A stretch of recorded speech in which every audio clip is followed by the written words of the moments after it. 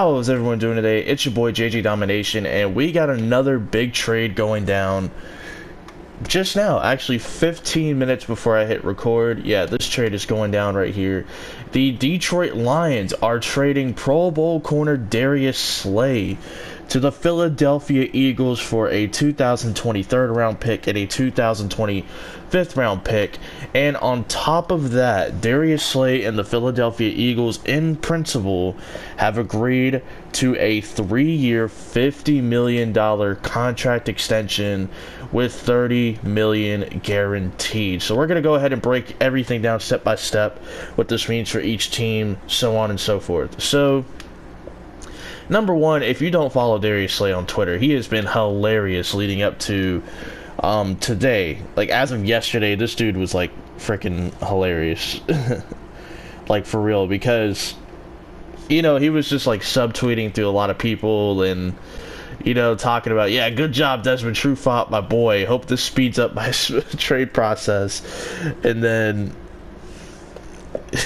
when Ashawn Robinson got paid like 2 years, 17 million, to the Rams or whatever, he was like, save me some. And I don't know, man, he was just being hilarious. He was being a whole like troll out there. I just found it very funny. But Slay finally gets his wish, man. He finally gets traded, and he's going to the Eagles, man. Howie Roseman, their GM, continuing to prolong this like competitive window of theirs, because the Eagles, man, they always do something every offseason to get better, remain competitive in that division.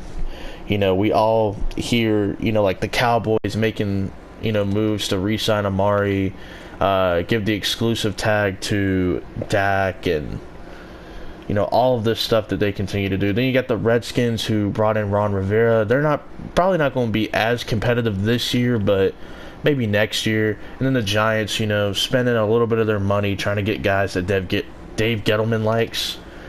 But the Eagles, man, they just seem to make that 1 to 2 moves every offseason, it seems like. Whether it's somebody in-house or going out and getting someone else.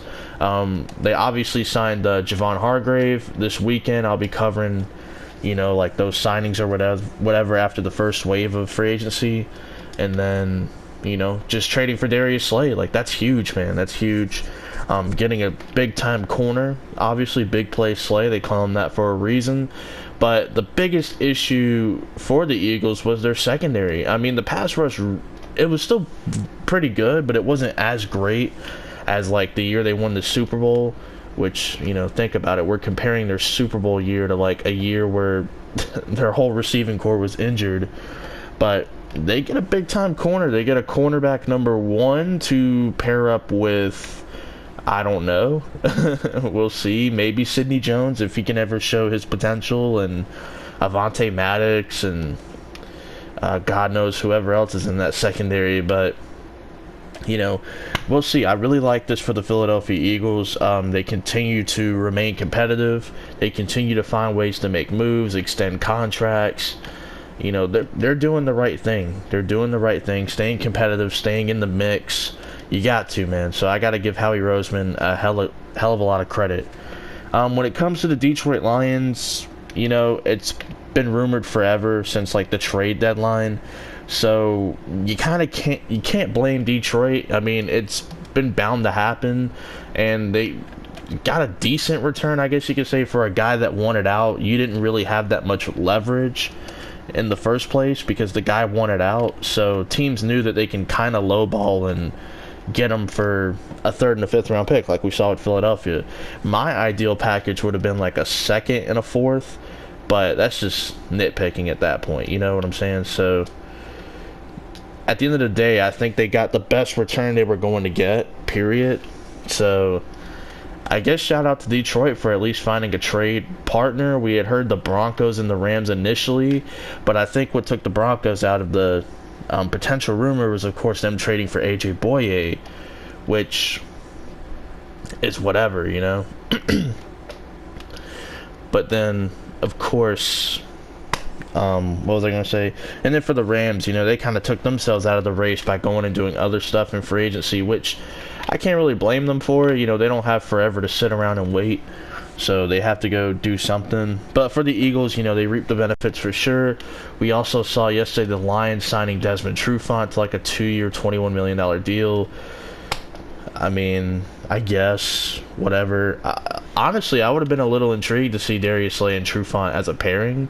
But, of course, we knew that wasn't going to happen. Them signing Desmond Trufant was pretty much an indication that trading Darius Slay scenario was definitely going to play out sooner rather than later, and it happened not even 12 hours after, or I shouldn't say 12 hours, not even 24 hours after Trufant signed. So hey, good for Detroit, they got something, I guess. But overall, definitely like it from the Eagles' point of view. They get the player, they get the Pro Bowl player. So to me, it didn't matter like what compensation the Lions would have got outside of maybe a first-round pick. To me, like, the team that gets the All-Pro player is the team that wins, in my opinion, when it comes to these types of trades. If a Pro Bowl player wanting out, other team comes in and snags them. The Eagles, they needed a corner. They got it. The Lions, hey, it was rumored they've been trying to get rid of this guy. They get rid of him. They get 2 picks out of it. Better than nothing. So I guess you could say you like it for both sides, but I'm going to lean Eagles in terms of who I like it for more, because they get the Pro Bowl player. But hopefully you guys enjoy. If there's another big time trade that goes down, or just a trade in general, I'll come on here and talk about it. I still plan on keeping the same schedule. You know, this weekend we'll recap the first wave of free agency for major NFC and AFC signings or whatever. And of course, Monday, mock draft Monday, it's going to be the 3.0. We're going to be doing it with trades. And it should be noted as well that the 3rd round pick, I believe, is number 85 overall. Schefter just tweeted about it before I can end my video. How rude. I'm just kidding. But number 85 overall, that is the 3rd round pick. So the Lions now have 5 picks inside of the top 85, so good for them. They're continuing to get those draft picks. I mean, they could just look to draft defense. Like, that would be fine with me. I have a feeling they're going to take Jeffrey Okudah in the draft still. I don't think they're going to be in play for Isaiah Simmons after they brought in Jamie Collins. But they could be, you know, we'll see. But, again, that'll be addressed on the mock draft. But hopefully you guys enjoy, man. And stay safe out there with everything going on. And peace out.